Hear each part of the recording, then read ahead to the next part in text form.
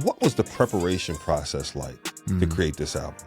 Reconstruction is, years of building after God said come back, and building behind the scenes, and building underground, and just doing the work. Yeah. You know what I mean? How do you maintain your mental health in the midst of all this? I developed a neurodivergency, basically a mental health disorder. I had to find my identity in him and not in what other people say. Like, there's no buildup in crescendo. What would Lecrae, who wrote Real Talk, say to Lecrae, who wrote Reconstruction? Oh, And vice versa. Real Talk Lecrae would probably be confused. He hasn't dealt with his trauma. He hasn't dealt with his pain. Yeah. So he does still feel like you gotta earn this. Reconstruction Lecrae would tell Real Talk Lecrae, like, man, you're loved, bro. Without community, you're destined to struggle. You're destined to be more unhealthy. You are more than likely to struggle with mental health issues. Like, we're better together. Right. We should not be competing against each other. We don't talk enough about infrastructure. There should be people beating down the doors of Holy Culture Radio saying, hey, how can we serve? How can we get involved? What can we do? Because radio is a part of the infrastructure of the music. Stop the ministry versus industry conversation, because everything is ministry, everything is serving. And I know I wouldn't be here. I was just telling Jay Silas that out there. I was like, my whole first album, I was listening to so much Jay Silas, you might be able to hear his influence. Is it like this every day where you just pull up, no security, you just out here? What I realize is that I want to meet you. I want to connect with you. What's my distinction? Is it just what I talk about, or is my life different? What message do you want people most to take away from Reconstruction? That whatever brokenness that exists in your world, in your life, whatever pieces that you're ashamed of that have fallen down, like, God wants to do something with that. Yeah. God wants to reconstruct that. This is James Rosseau, a.k.a. Trig, and let me welcome you to the Corling Solutions Show. What's up, y'all? We are live on SiriusXM, of course, because you're here, and I've got a special show today. I'm going to do one of the longest introductions I've ever done, straight up, ever done, because it just needs to be done. I'm going to read it from the very beginning with Real Talk in 2004. Lecrae set out to make more than just music. He built a movement. But after the music stops, he was challenging listeners to live faith beyond tracks. Rebel broke barriers, becoming the first Christian hip-hop album to top Billboard's gospel chart, and Rehab the Overdose took us deeper into stories of brokenness and God's healing. Then came Gravity in 2012, his mainstream breakthrough, a Grammy win, and proof that faith-driven rap could stand shoulder to shoulder with the culture. And that same year, he dropped Church Clothes, the first of 4 mixtapes that kicked down doors and showed the world Lecrae could rap with anybody, anywhere. Over that next decade, with Church Clothes 2, 3, and the final Church Clothes 4, he built bridges between the church and the culture, never shying away from raw truth. Anomaly in 2014 took things further, debuting at number 1 on Billboard 200, going gold and cementing Lecrae as a global voice. By all things work together, we saw Lecrae wrestling openly with pain, doubt, and purpose, and restoration brought it full circle, a raw and hopeful testimony of rebuilding after struggle. 9 albums and 4 Church Clothes tapes later, Lecrae has taken us on a journey of rebellion, redemption, and restoration. And now, with Reconstruction, he's not just reflecting on the past, he's inviting us to rebuild faith, culture, and life itself in a stronger way. Welcome to the show, my brother. I need that. Lecrae. I need a sound. I need that clip. I might use that on tour. That was crazy. Hey, bro. But you said you said rebellion, redemption, and restoration. That was powerful. Rebellion, redemption, restoration, bro. Man, that's crazy. Once I knew you were coming a week ago, I just had to settle back in it. And it's amazing how many things you can forget have transpired and taken place. I was telling D before we came in here, even just listening to the latest book, forgive me, I forgot the name, Restored. Listen to Restored, bro. I mean, there's just so much, man. So let's do this. Let's start with something fun I like to ask everyone. All right. What's one thing you can share that the people, and it's going to be really hard for you because you're so transparent, but what's one thing you might be able to share that those closest to you would be surprised to hear? Surprised to hear. I mean, I don't know if it's like, I would say this: there's nobody in my house that is impressed with any of it. There's not not my wife, not my kids. They keep you grounded. They are not impressed. My wife was like, "What album is this?" I said, "It's Wow. 10. It's 10, babe." Wow. It's like, "Oh yeah, but Lecrae, I can't remember. I don't remember because I don't." Wow. I'm like, "This is a big deal." She said, "I mean, it's a big deal, but I mean." Did she call you Lecrae? What did she call you? Lecrae. She like, called you full Lecrae? name. Yeah. Wow. Full name. No Craig. No Craig. No Cray-boo. None of no that. Just nothing. full name. Lecrae. Yeah, full name. She's like that though. She's eclectic with stuff Got like it. that. Yeah. Got it. Wow, Yeah. man. Yeah. Well, I think that is one of the benefits of family. Yeah, for sure. Keep you grounded. People for use, sure. they didn't jump on because of anything, and so they're not jumping off because of anything, and they're not jumping up and down because of anything. So No, I Yeah. remember I asked my wife, I said, "Hey, if God called me to live under a highway for a year, would you be down to do it?" She said, "I mean, if he really called you, I guess I don't got no choice." I said, "You a keeper, man." oh my God, that's so funny, man. I mean, the album makes so many statements. And one of the things you said is this album doesn't debate faith, but it reinvigorates it. Talk a little bit about, man, like what was the preparation process like to create this album? I really think it was, you got to remember, Restoration was me, like I had just came back. Right. It's like, "Oh, you love me still, Lord?" God said, "Come feed my sheep." And it was like, "Okay, Lord, I'll do it." After so much brokenness. Reconstruction is, years of building after God said come back, and building behind the scenes and building underground and just doing the work. Yeah. You know what I mean? So what got built, what got constructed, what are those things? And so that's what this is about. It will help you to celebrate what God has done, or it will help you to heal where you're broken. So yeah. The personal sharing you've done, and even you sharing, having kind of transitioning your thought process, even dealing with criticism. I remember I recently watched you say things like, "Hey, there was a time I felt like I had to respond to everything. Then there's a time I felt like I don't owe anyone anything." Right? And just going back and forth between those things and sharing all of those things out in the open for people to take in. How has that worked its way into this album in terms of how you release the stories, the journey? Yeah, I was just reading in Matthew, Jesus talking about forgiving your enemies, right? And he was like, turn the other cheek, like don't repay them evil for evil. Right. And I think the challenge in that is like, you got to ask yourself, who are my enemies?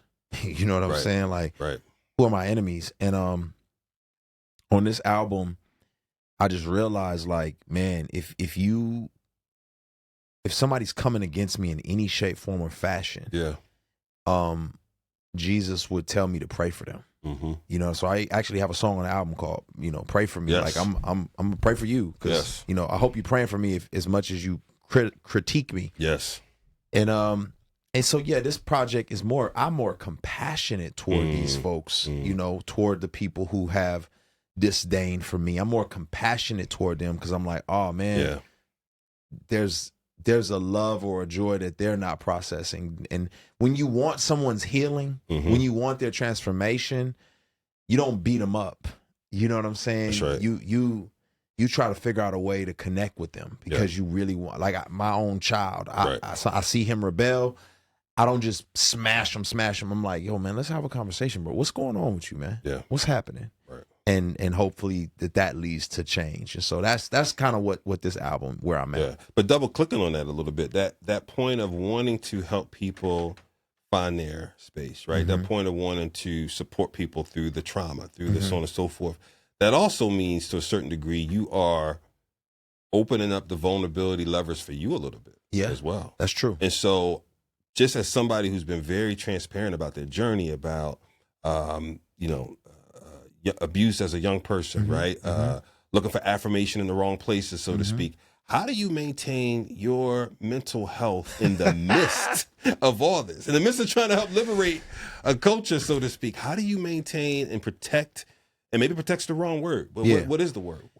So I've actually not talked about this in depth before, but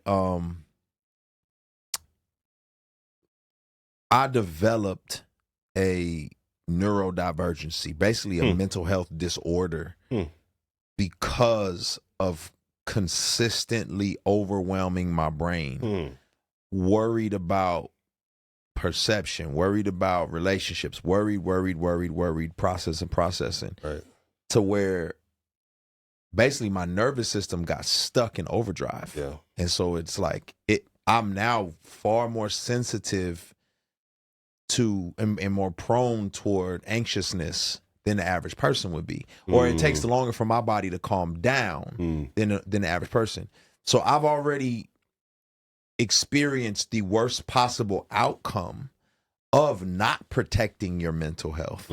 So for me, I got a reminder every day to protect mine. Yeah. You know what I mean? So it's kind of like, I'm just kind of like, okay, well, Lord, either A, I have to leave it alone, or B, you're going to have to give me the tools to navigate these spaces that would typically rock somebody. But I guess, long story short, I had to find my identity in him and not in what other people say.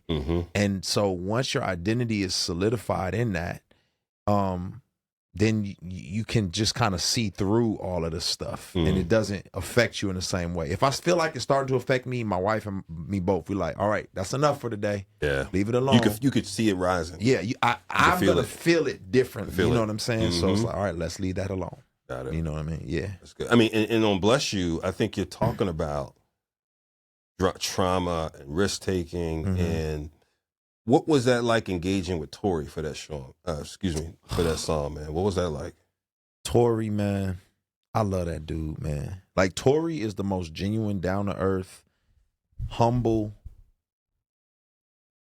but yet beastly.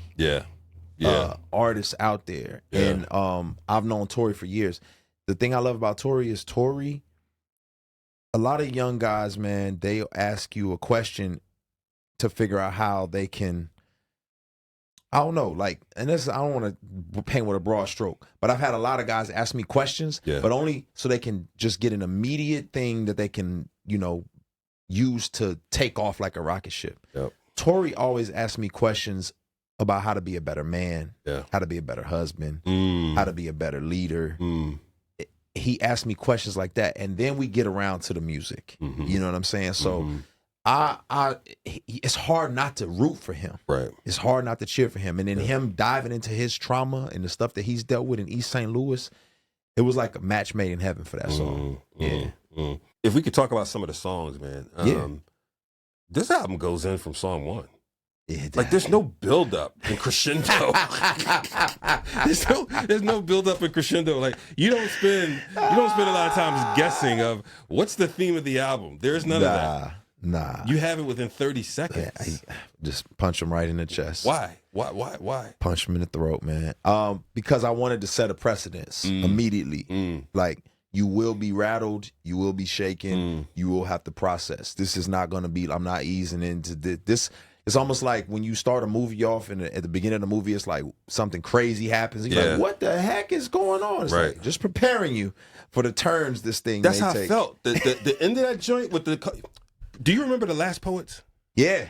Bro. Yeah. The end of it reminded me of some Last Poets joints. Like, like when you said, we rebels again. Yeah. Right? We were handed doctrines dipped in dominance. It's like, we are clearing out a space to rebuild. And then you had that little semblance, probably not on purpose, but to me it was like that little semblance of the Who Shot Your Bells. I was like, I was walking through the park.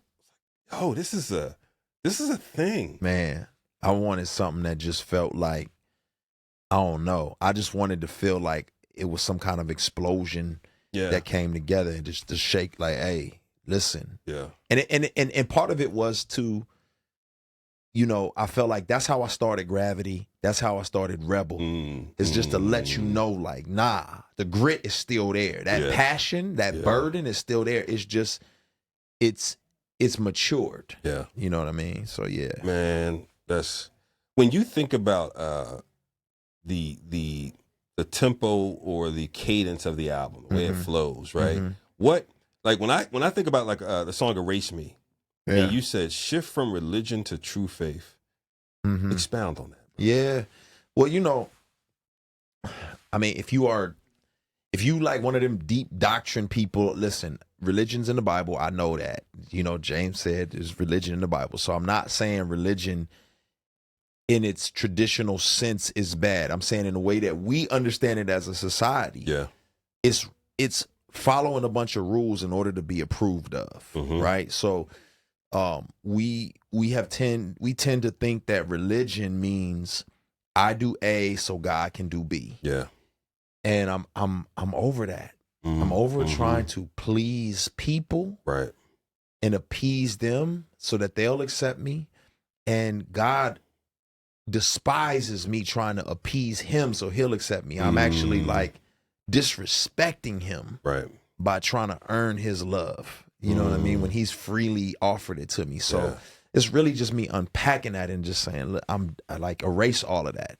You Done know, with that. yeah, erase it. Done with that. You know, one of the things about the album to me too, sonically. So, thank you again. I think 2 times ago when I was there at the studio, right? You allowed me to hear a few songs, and so I remember the first time I heard Holy Water, and that thing. You know what I mean? I felt like, don't take this the wrong way. It was like, Lecrae is back. H2O. Yeah. Lecrae is back. That's what you should have felt. Yeah. No, that's how you should have felt. Yeah. That's what I want. Like, when I was doing this project, I was like, so you got to think. I went through this period of time where, you know, humans should not be praised. Humans should not be exalted. I went through this period of time where I received so much praise, so much exaltation, so much of that what it turned into was, it turned into me seeing people as a stair step to get to the next level instead of seeing them as people. When I started, I was on the block, I was hanging out, I was doing the outreaches, I was shaking every hand, I was connected to the people. And then they catapulted me to success beyond my understanding. And then I stopped seeing them as people and just saw them as projects, analytics and data. And God had to humble me. You know, I started riding public transportation just to be reconnected to the people. I shake every hand again. I'm in a line talking to some girls, and they say, yeah, it's so good to see you. Our dad died 6 months ago.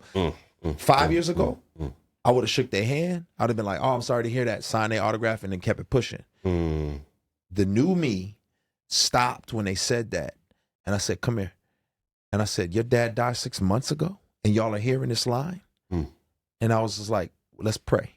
You know, let's pray. Let's talk, you know. And we held the meet and greet up to pray for these girls and to talk. They bawling, crying. They like, thank you for seeing us.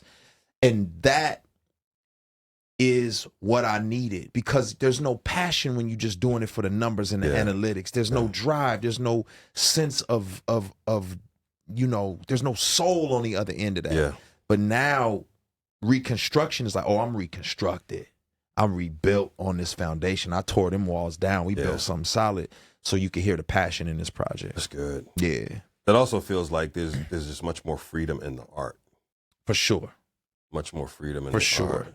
Yeah, because I'm not, well, this will work. Right. Well, this will work. Right. It's like, this is where we at. That freedom. Yeah. And the album feels that way. So you go from Reconstruction, and then you start going through the cuts, and every cut has a different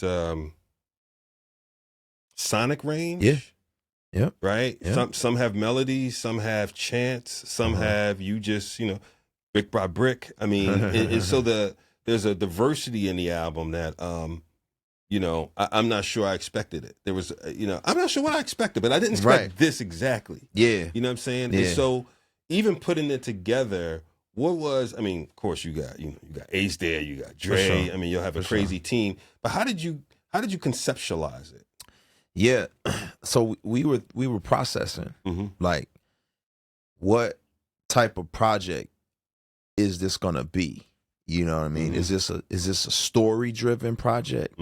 Is this a sonic driven project? Like, what is this? And I think we were like, yo, let's stop that. Yeah.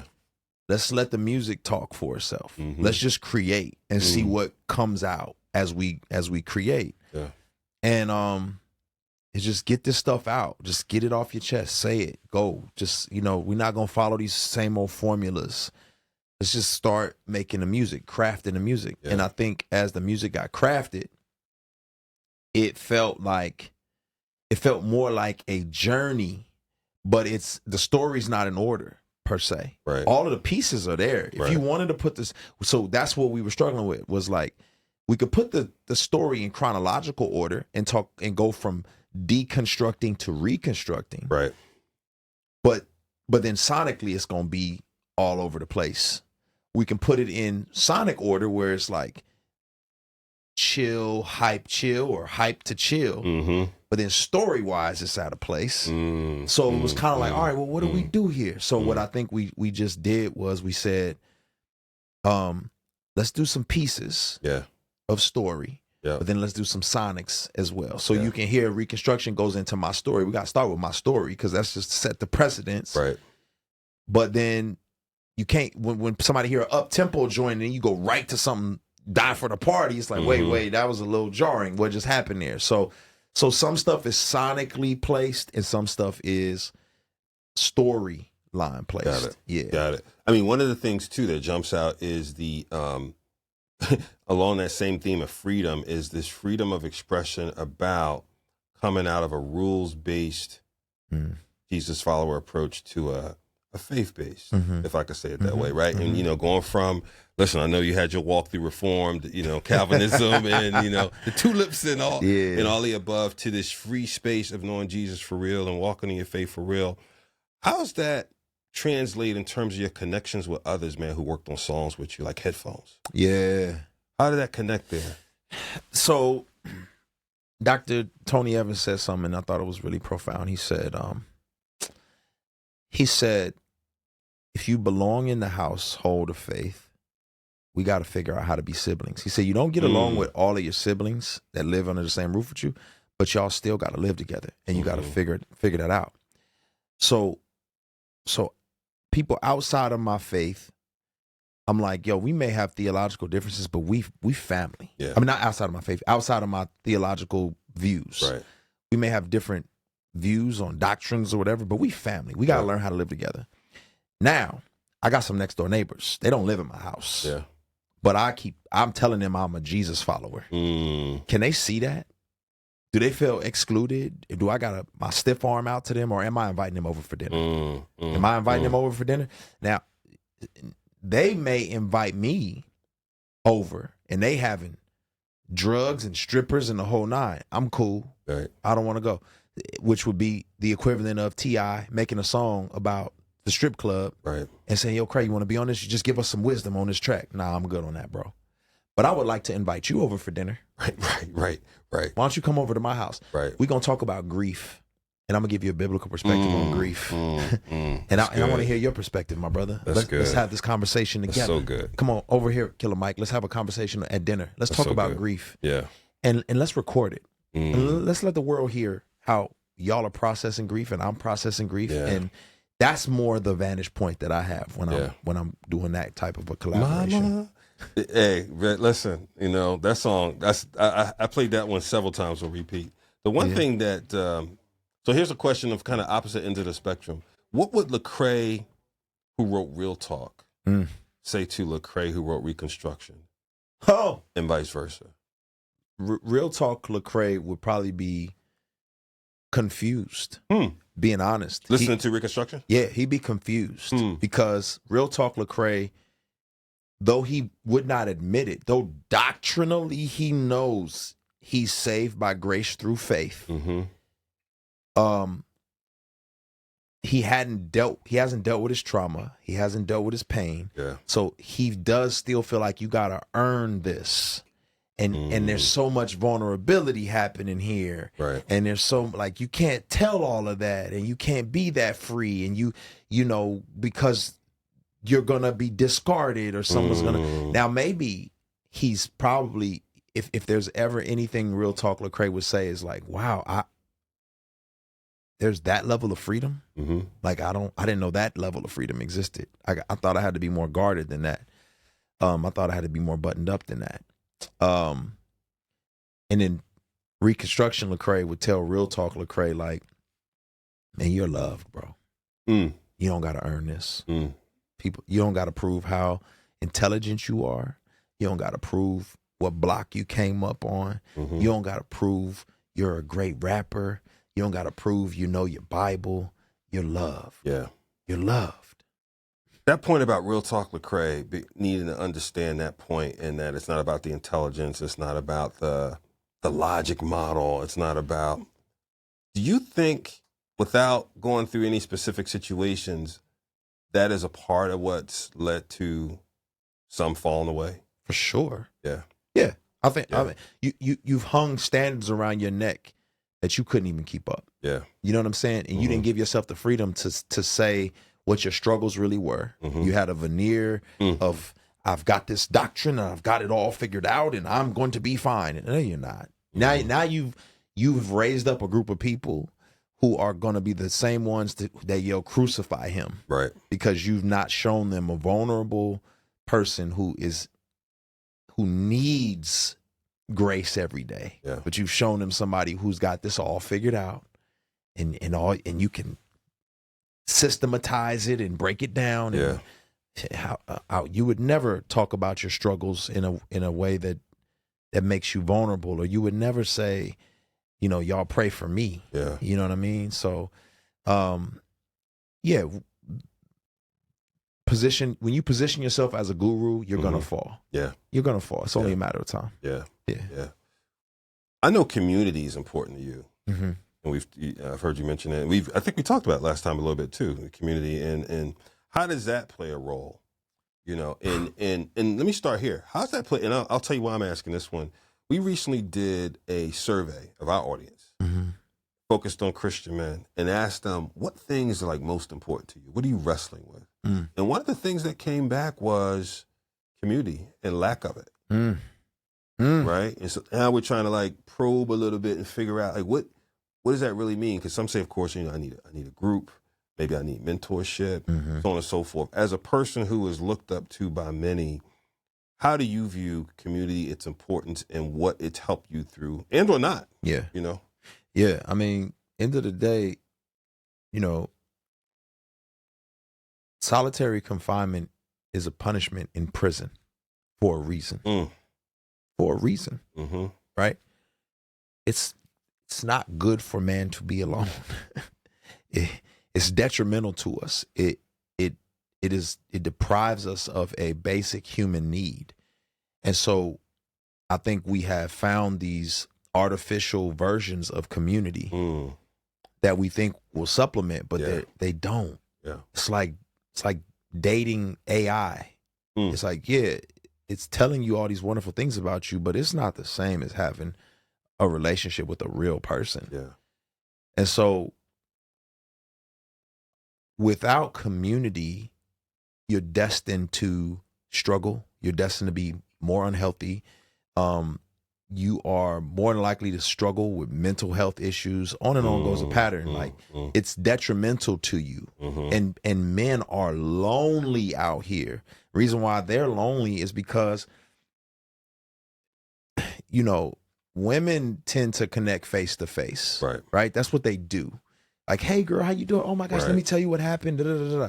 Men connect side by side. We need to hoop together. We need to work out together. We need to do a thing together. But we have adopted a mindset of just working so hard. And like now we don't work 9 to 5s anymore. We work 24 hours a day. So we've left no time for fellowship or community. And so for me, I know I would have died without my community. So I'm very intentional about it. So it's kind of like, I'm like, yo, fellas, pick a day on the calendar this week. Right. When we getting together. You know, I built my home as a place to invite people over to. It's just mandatory. It's not even it's no question. I got 3 different group texts, and it's like, yo, we need to see each other, bro. Like, we not just gonna be texting, bro. Right. What we doing? You know what I mean? Right. So it's a form of survival. That's good, man. Yeah. You know, Better Sober, you talk about clearly, clear-minded leadership. Yeah. Right, comes to mind when I think about that song. Like, you know, I'm better off sober, and the lyrics are really clear. And you've talked about this. I mean, extensively. At one point, I think you said you could do easily a bottle a day. For sure. Easy. Right? You had to built up, what do you call it? You had tolerance. Yeah. Your tolerance was crazy. Crazy. So now when you think about sobriety and what's kept you there, that's one thing of what's kept you there. But the other thing is, how do you think that shows up in your leadership? Yeah, I mean, most leaders are so stressed out that they tell themselves they deserve this vacation they're taking. You know, this holidays. That's right. So, you know, when you are sober minded, you're not myopic. Myopic is when you're just singularly focused and you're not paying attention to all the other things going on around you. You just want what you want. Right. So when you're not sober, and let's just say not even alcohol. When you're drunk on yourself and drunk on your ambitions, you're not healthy, right? So you're myopic, and that makes you step on people, use people, crush them. You're not a leader, you're a tyrant. When you're sober, you're listening. Yeah. You're getting perspective. Absolutely. You're hearing, okay, how can I lead you well? I got to get in the trenches with you and see what's not working, what is working. You know, I run a label and I delegate often, but there's some things I'm like, yo, I don't even know how this works. Teach me. I will let an employee teach me. Yeah. Because I'm not afraid to say, I don't know. I don't know. Yeah. Yeah. You know what I mean? So I think sober leadership it humbles you, it makes you listen, and it makes you not have tunnel vision on selfish ambition. Yeah. Yeah. What was the hardest song to create on the album? Hardest? Most difficult, most challenging, longest. Yeah. I'm trying to think, what's the hardest one? I would probably say the intro, the Reconstruction, Really? the title track. And the reason why is because this is what I've learned. When you hear a good sound bite from somebody, like I think of like my man Jason Wilson, right? He got tons of great sound bites. So many good sound bites. When you hear a good sound bite from somebody, it's because that well is deep. It's deep. And they just did a good job of pulling up so much of the depth and getting it to the surface for you to grasp it. And I feel like Reconstruction for me is a deep well. And it was hard to get it up into a 2-minute song. So it was so much to say. It was like, I couldn't write it. I don't know how to get this out. It was almost frustrating to me. It was like, I don't know how to say any of this stuff. So that was the toughest one for real. Man, as a culture maker, I'm going to use that term, man, who I know you didn't ask for it, but you are the face of CHH in so many respects. Yeah. When you think about the opportunities ahead for our culture, for our ecosystem, for our subgenre, whatever term you want to put on it, what do you hope to hear more of in terms of what people are talking about in terms of these opportunities? Like, what do you say, man, I wish I heard more of this? Okay. I want to hear more of, and this isn't just because I'm big bro. It's because I know what I didn't have when I was little bro. Right? I want to hear more of a reverence, not a reverence, a respect for the insight from older, wiser people. Right? Why are we, reinventing the wheel when we don't have to? People have been through this already. Why are we asking them questions? Right. Like, I don't the young boys and the young girls, they don't ask me enough questions. Like, I'm like, I've been everywhere you trying to go and you ain't asked me one question. Why do you think that is? Well, there's a lot of reasons, I'm sure. One is, I think it's a sense of competition. Like, I'm competing with you in my mind. I'm trying to beat you. And it's like, yo, this is not a race to win. Like, this is a culture to build and influence the world with. Right. We do it collectively. Like, we're better together. Right. We should not be competing against each other. You know what I'm saying? So I'm like, you ain't asked me one question about how to navigate this thing. We don't talk enough about infrastructure, right? There's no infrastructure. Everybody is like, you know, there should be people beating down the doors of Holy Culture Radio saying, hey, how can we serve? How can we get involved? What can we do? Because radio is a part of the infrastructure of the music, right? Like, and then I would say the other thing is like, stop the ministry versus industry conversation. Cut that out, because everything is ministry. Everything is serving, right? But you got to do good business. Good business is service. If you don't understand the business of what you're doing, you're not serving people well. Right. So don't say, oh, this is just ministry, man. Why we got to do? What do you mean? We need infrastructure. You know what I'm saying? Right. So, you know, the Bible talks about Kenaniah was chosen to do something because he was skilled at it. He was chosen to build a temple because he was skilled. So skill matters. Praise him with the lyre, praise him with the harp, praise him skillfully. Yeah. God cares about skill. Yeah. So I think those are the things, is listening to your elder statesmen and women. You know, I don't know if Anike, I think the young women probably think Anike is the OG.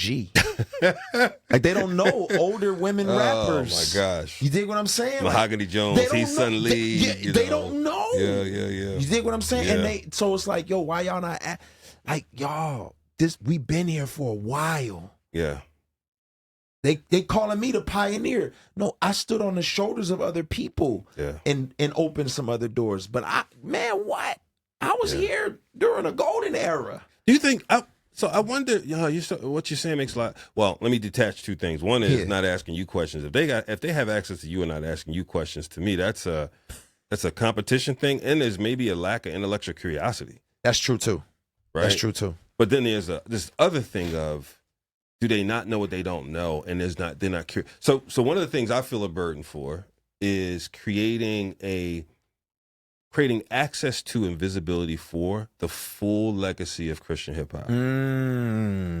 Stephen Wiley, Mike Peace, Forward. That's, Mike D. Mike D. Somewhere that it is, right? Whether it's online, virtual, and can become physical, that you get to see the full visual of the generations, right? Because I feel like, and push back if you know, you're immersed in this thing. I feel like if you don't have that, to your point, not only do you start over each time, there's a lack of appreciation for what's possible as well, right? Absolutely. Right? Like, if you knew this thing was 30 years plus deep, and that these people broke down doors, that they used to get spit upon or pushed off the doorsteps of the church. Yeah. And now it's acceptable because of, right? Now it's integrated because of, now it's more than a subgenre because of, right? If you don't have that, it's like when you see a movie or anything for the first time, right? And you weren't there. Like, I was born after King was, killed, right? But then when you see all of that and you see the tapestry of everything, it's like, man, right? Where can we go from here? Right.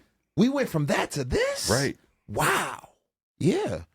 And I mean, even when you look in the Bible, there's a faith hall of fame for a reason. There's people that God taught us to look back and say, thank you for your contribution. There's a cloud of many witnesses. Right.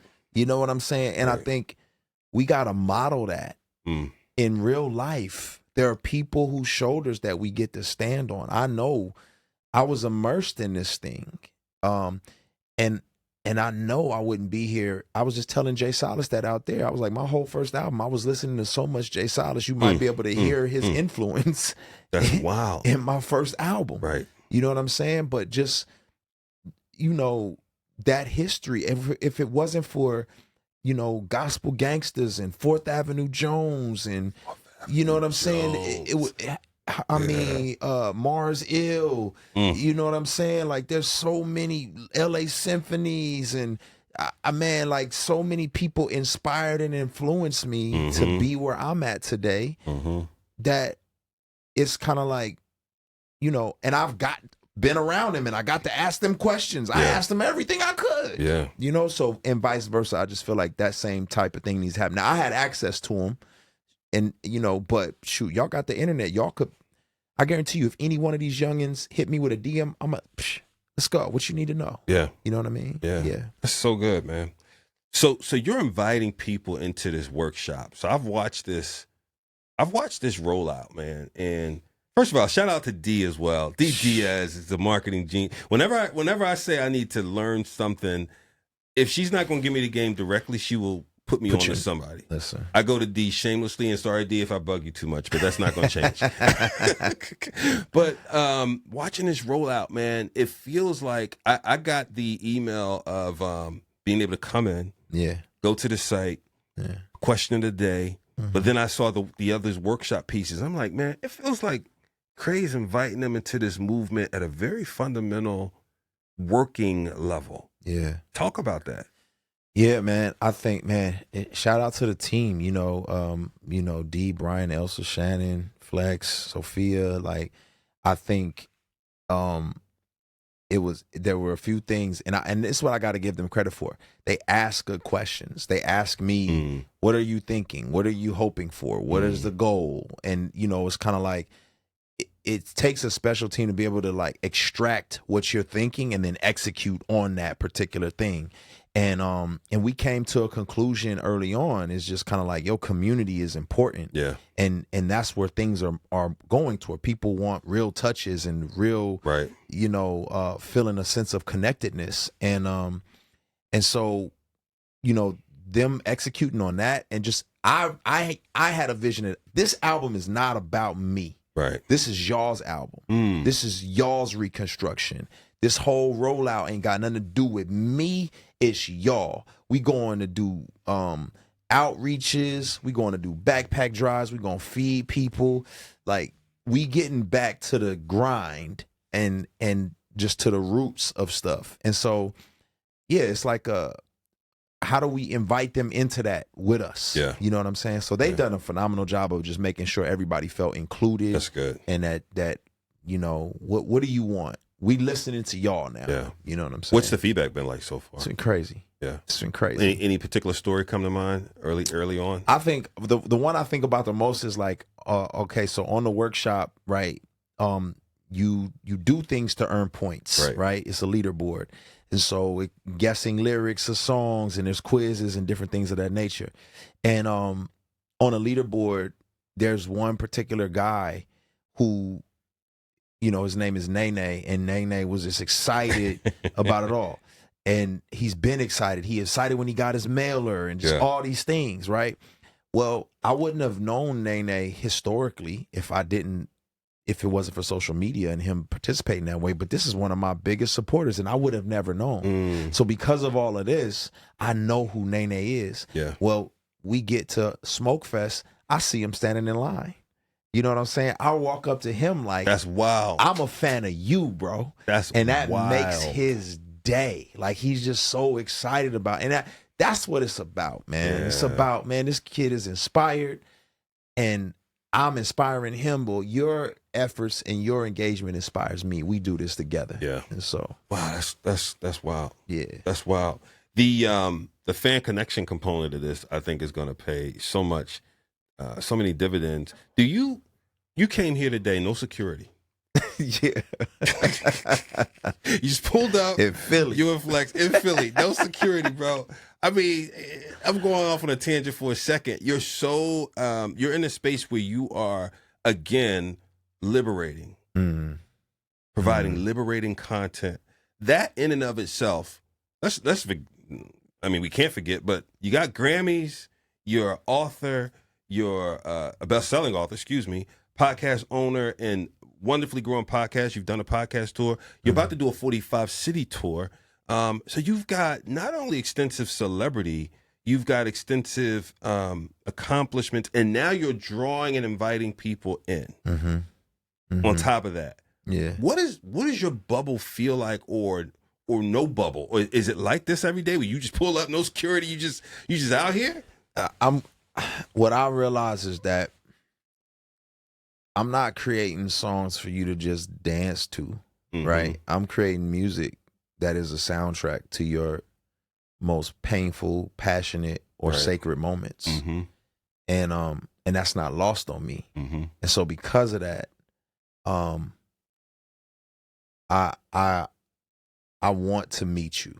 I want to connect with you. You know what I'm saying? So you welcome people who come up to you in the airport. And I just met a dude at the airport.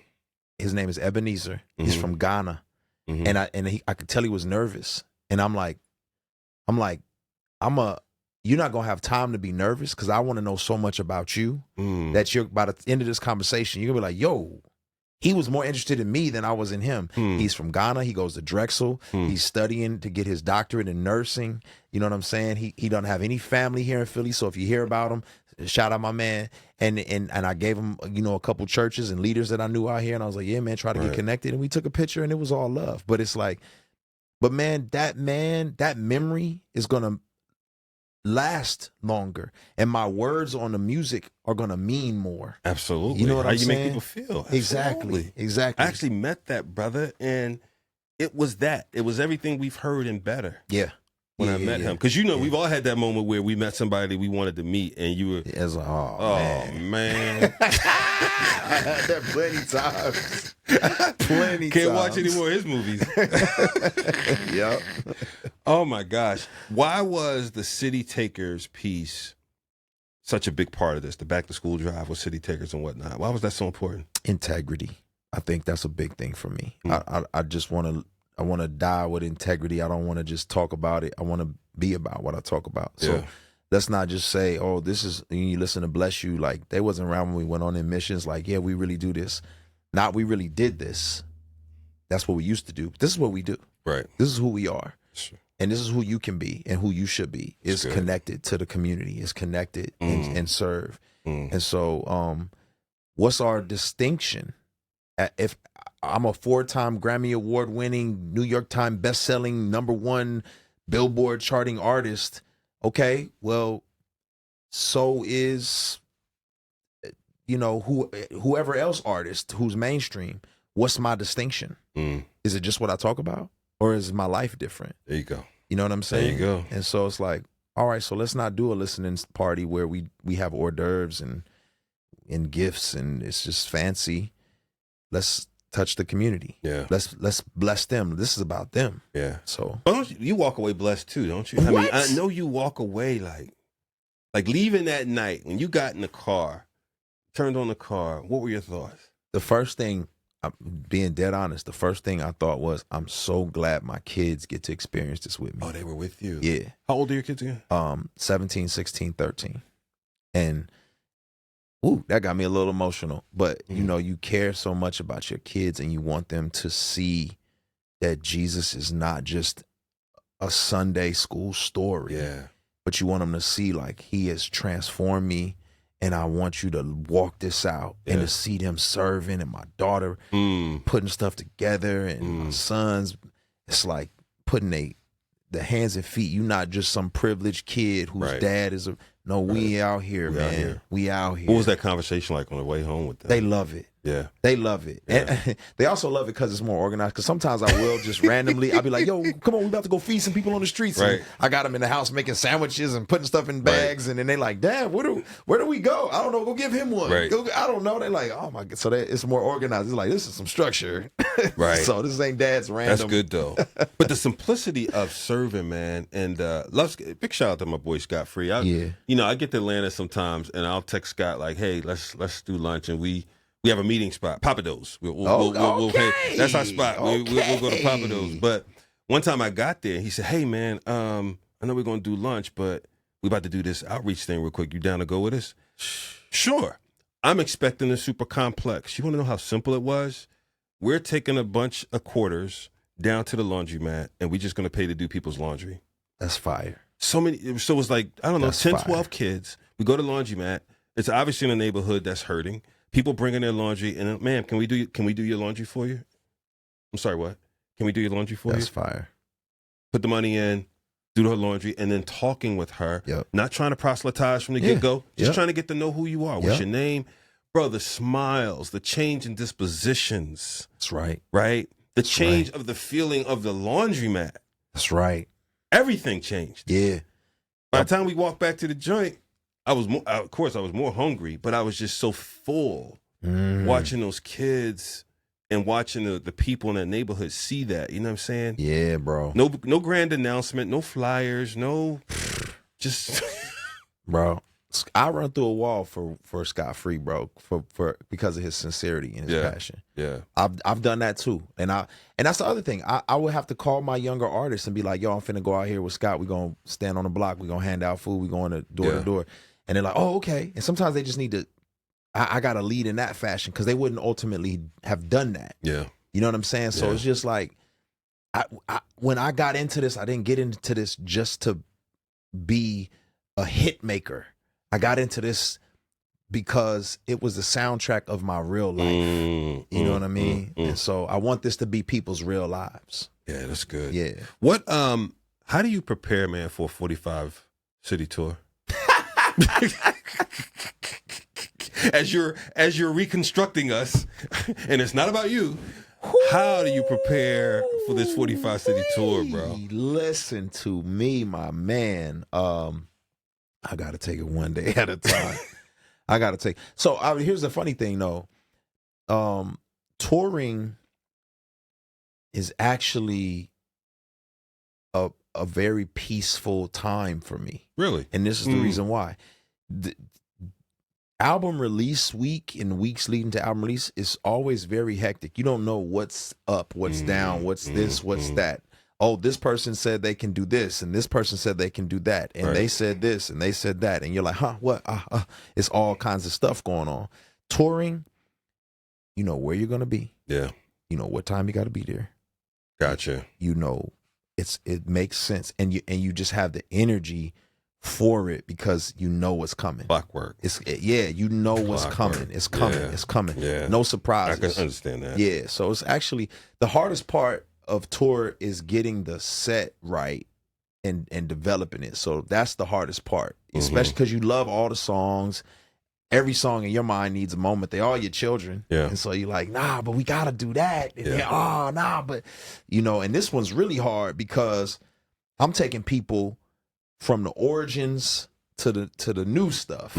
So it's like, all right, how we fit Rebel in to Reconstruction. Like what? So it's a lot of work to do that, but that's the hardest part. That's the hardest part. I'm going to ask some questions since I have you and these other people aren't taking advantage of it. I'm going to ask you a few questions. All right. So one would be, and you've got a lot of deaf, man, and going from let's call it the Christian contemporary space, right? I literally remember, man, like being in Indiana at this big site. I remember you on one stage. I remember Ross Servant. Oh, wow. There. Kenton Jones was there inside. Like, these like cornfields. And I remember, and that became a norm. And then you stepping back as you talk about in your book and saying, well, hold up. I've kind of not served this community over here, this gospel community. Let me re-engage, right? And let me change from, again, from reformed and trying to make sure you understand my theology too, right? How do we, and I mean the big we, the CHH ecosystem, and particularly up and young coming artists, how do we better engage, I'm going to say with the Black church, with the gospel community? How do we better be seen as a utility? Yeah. If that makes sense, right? Yeah. And you probably could choose a better word, but I think you get my point. I get exactly what you're saying. I think on our side as a CHH community, not harbor bitterness, not harbor, you know what I'm saying, for not being seen and not like, and then, having some conversations with like, part of CHH is that it's been parachurch ministry for so long. It's operated outside of the church for so long. So become a faithful member of your church. If it's a traditional black church, you know what I'm saying? Like, are you a faithful member? Like, can they see like you're more than just a rapper who jumps around on stage? Like, you're a whole dynamic person. And I think that changes the perception and opens the door for us to have some good conversations. That's good. Because for so long, they just saw us as youth group entertainment. And you could be bitter about that, or you could raise your hand and get involved and show them that you're more than that. You know what I mean? That's right. So I think that's part of it. And then, you know, we're at an era in this time in our lives where we can be, there's a lot we can offer. I think some of it is collaboration. Do collabs. You know what I'm saying? Like, start collaborating with artists in the gospel space and do some songs and then just, you know, it's a lot more dialogue has to happen. Now on the church side, I think it is like they have to be open to recognizing hip hop is over 50 years old. Yeah. It's not the young people's music. Right. It's the people's music. Right. And so this is not something you regulate to Youth Sunday. This is something that is for the main congregation, and y'all would never, this is what some churches be doing too, y'all would never dial it in or accept Lil JJ who could sing on Sunday morning. So why are you dialing it in for a rap break with Lil Marquise to do a little rap? No, you want the best singers on Sunday. Okay, have that same standard when it comes to the hip hop, so that people aren't turned off when it happens on Sunday morning. Absolutely. You know what I'm saying? So absolutely. Yeah. 20 years from now, man, people will talk about you, just like we talk about Wiley and some of those other folks, right, that you stood on the shoulders on, just like you talked about Jay Silas. Yeah. When they talk about you, what do you want some of the first words to be? Now I hope I was a bridge. You know what I'm saying? I hope I was a bridge between worlds. I hope I allowed church culture to see the world differently and the world to see the church differently. And I know some people will never go into that either side without a bridge to walk on. Yeah. And so there's a lot of people who despise that bridge and say, why would you touch this side of the street? You know, but if I don't touch this side of the street, they never gonna get over here. Yeah. And if I don't touch this side of the street, you're never gonna have the courage to look to get over closer and see, like, you're not gonna get the cooties. Yeah. You know what I mean? So I hope people saw me as a bridge to worlds and not somebody trying to do it for my own selfish gain and advantage. Yeah. What will Reach Records be in 20 years? I think a home. I think it'll be known as a place where, you know, Christian hip hop was challenged to be quality, to I don't want to say compete, but I guess I do mean compete with the best in any subgenre. Yeah. You know what I mean? That's what I would hope. We always said we wanted to make music that you were proud for your non-Christian friends to hear. You know, Christians are proud of this music. Yes. And I hope that's what Reach Records legacy is like. Oh, check this out. That's good. That's good, bro. Yeah. You know, when all the awards are done, and just like you said, the Grammys, the New York Times best-selling, the most intimate relationships you have next to God is the family. That's right. What do you want the family to say? Hopefully they'll say my dad didn't sacrifice me for this career. Hopefully that's what they'll say. I never want my kids to feel like this was more important than them. You know what I'm saying? Yeah. So my son plays football. He asked me, he has a game tonight. And he said, are you going to make my game tonight? I said, I'm not, champ. I said, but I already blocked off my schedule for the other games because I'm going to be at those games. That's good. And I don't want him to feel like church or music or career was more important than him. So I would hope my family feels like, man, he did a really good job of balancing this all, or, you know, prioritizing us in the midst of all of these amazing things. Yeah. As we wrap up, man, what message do you want people most to take away from Reconstruction? that whatever brokenness that exists in your world, in your life, whatever pieces that you're ashamed of that have fallen down, like God wants to do something with that. Yeah. God wants to reconstruct that. The David statue that Michelangelo did was carved out of discarded marble. 2 other people looked at it and said, nah, ain't nothing we can do with that. But yet Michelangelo said, I can do something with that. You are not marble to be discarded. You are a work of art that if you will let God get a hold of you, he will reconstruct something amazing. I don't care what it is you experience. I don't care. I have seen people in prison who are convicted of the most heinous charges. Yeah. God used them. You can be reconstructed and used. Yo, that's good, bro. Yeah. Family, I'm going to ask y'all to do 3 things. 1, I'm going to ask y'all to pray for our bro.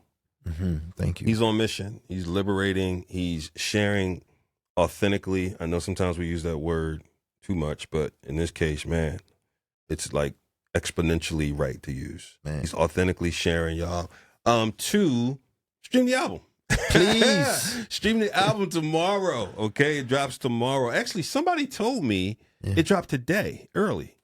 Is that a thing? It'll be Thursday at midnight. I mean, it depends on where you live. It's not available 9 right p.m. now. It's 9 p.m. in the West Coast. Okay, It's dropped. right. But pre-save that joint and start streaming it at midnight. And then thirdly, go to Lecrae.com and check out the workshop. Please. I would encourage you.